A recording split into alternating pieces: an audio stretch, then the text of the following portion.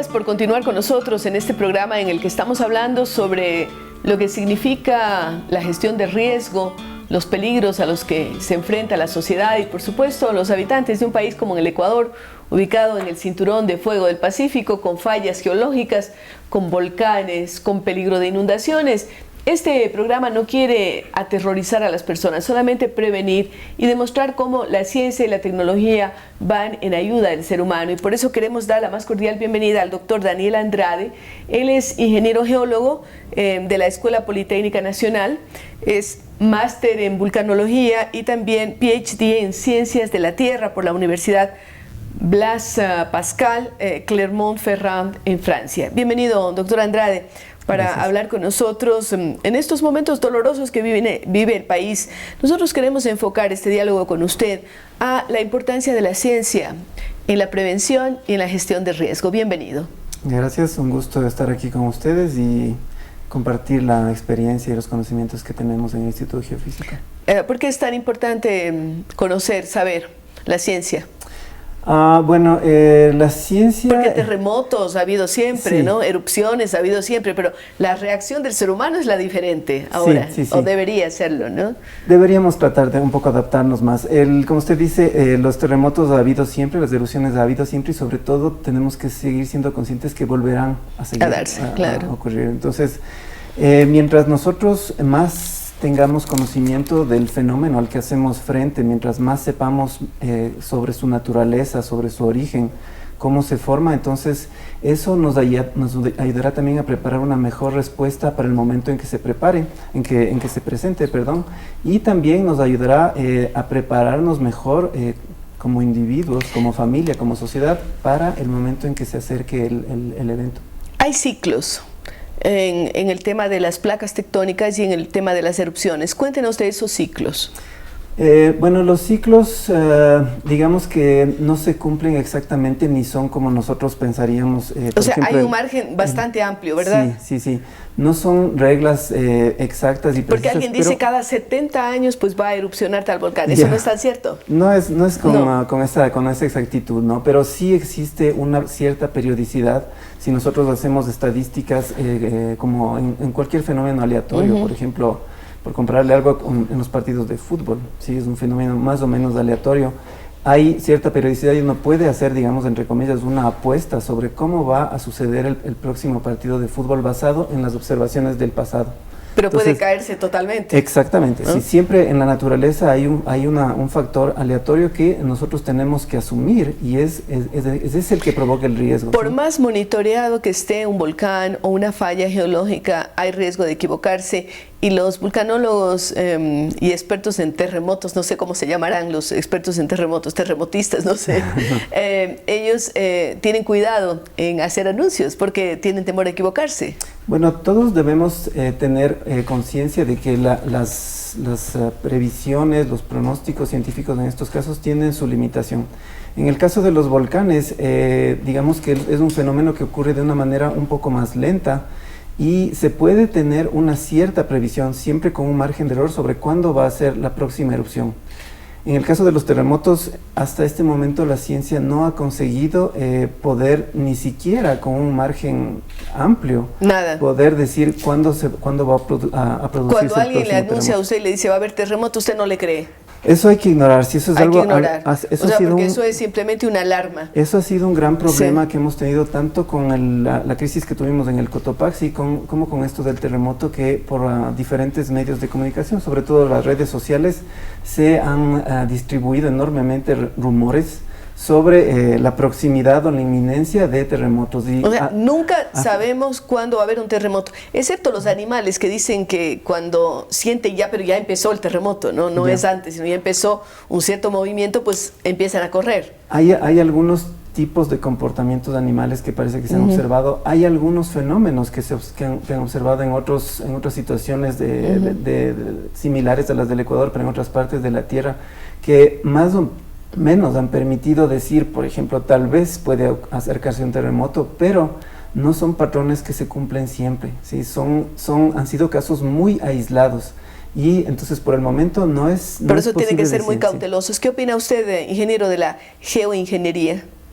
Bueno, la geoingeniería, de lo que yo entendería, es lo que la aplicación de la geología hacia cosas de ingeniería, es que es en realidad a lo que nosotros les preparamos. Porque se dice que el ser humano puede producir erupciones volcánicas, el ser humano puede producir terremotos, el ser humano, porque acuérdese usted que después de la gran erupción del Pinatubo, cuando se vio que esa capa subió a la estratosfera de cenizas y nos protegió de la luz solar de tal manera que la temperatura de la Tierra bajó algunos grados, se dice que podría producirse erupciones controladas que hagan que esa capa nos proteja y podamos enfrentar el calentamiento global, por ejemplo. Eso dice la geoingeniería. Bueno, esas son ideas que son sumamente hipotéticas, y controlar una erupción volcánica como del tamaño de una, como lo que usted menciona del Pinatubo, es algo demasiado hipotético, ¿sí? Y demasiado riesgoso. Controlar, sí. Poner en marcha un proceso de esos requeriría también una cantidad de energía que tal vez no valdría la pena, generaría más polución que lo que nos queremos proteger, ¿sí? Entonces, hay que controlar aquello, como cuando uno toma un medicamento y le dicen, este es el medicamento y estas son las contraindicaciones. Sí, a veces las contraindicaciones son peores que la cura, ¿no? Podríamos ser alérgicos, por ejemplo, digamos que esta capa de ceniza que queremos poner en la estratosfera para que nos enfríe un poco, va a tener consecuencias terribles sobre muchas otras cosas, como la salud, la vida, los funcionamientos de los ecosistemas que necesitan. Pero estamos expuestos a eso, estamos expuestos a que haya erupciones gigantescas que puedan causar lo que... Sí, eso puede ocurrir. La mayoría de los volcanes que podrían producir este tipo de erupciones son vigilados, son monitoreados en los diferentes países del mundo, y podríamos eventualmente saber si es que uno de estos fenómenos se acerca. Pero el monitoramiento va hasta qué punto, porque nosotros tenemos muy cerca el tema del Cotopaxi, ¿no es cierto? La gente salió, se movieron, las personas se tomaron una serie de medidas, pero finalmente la gente tuvo que regresar porque dicen, no vamos a pasarnos la vida entera afuera.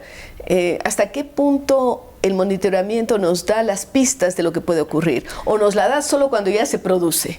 No, normalmente siempre, por ejemplo, nosotros empezamos a anunciar como Instituto Geofísico que el volcán Cotopaxi estaba reactivándose desde el mes de abril, o sea, meses antes, ¿sí? Porque esto se produjo en agosto, ¿no? La fase, digamos, eruptiva pequeña que tuvo se produjo en agosto, y además desde años y décadas anteriores ya hemos dicho también que el volcán es peligroso.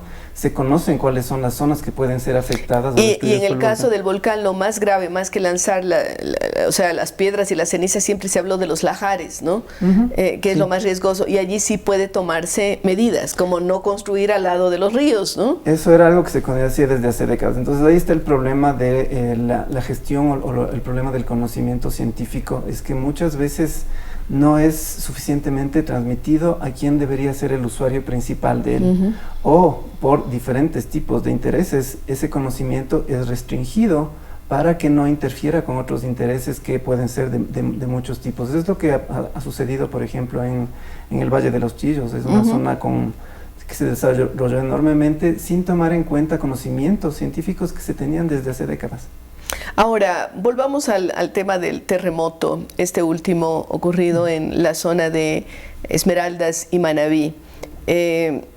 ¿Hasta qué punto esas placas tectónicas, porque aparentemente es acomodación de placas, ¿no? O cuál es la razón por la que se produjo el terremoto y las réplicas? Bueno, estas placas están en colisión, digamos, ¿sí? Y tienen un movimiento que es relativamente lento, ¿sí? Unos pocos centímetros por año en las Siempre se está moviendo. Digamos que ese es un promedio, ¿sí? Y están acumulando energía, digamos, a ese ritmo lento.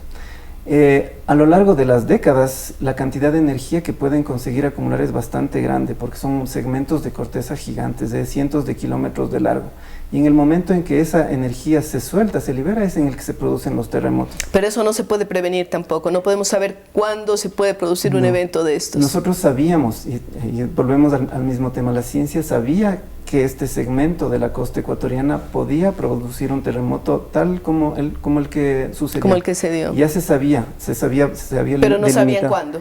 Pero cuándo y en qué momento, no, eso no se sabía. Entonces, desde hace años ya sabíamos eso, y el problema, como siempre, ha sido ese conocimiento científico, el gran drama de la ciencia, pasarle al común de la gente, pasarle a quien toma decisiones, a quien organiza, a quien planifica, con el fin de que no nos tengamos, o las desgracias que hemos visto como las de ahora sean menores, ¿sí? Porque detenerlas completamente es un poco difícil, pienso yo, pero que sean menores, que sean menos impactantes, eso sí es posible. Por ejemplo, lo que hacen Chile o Japón, mejorar la calidad y las exigencias en el tema de construcción.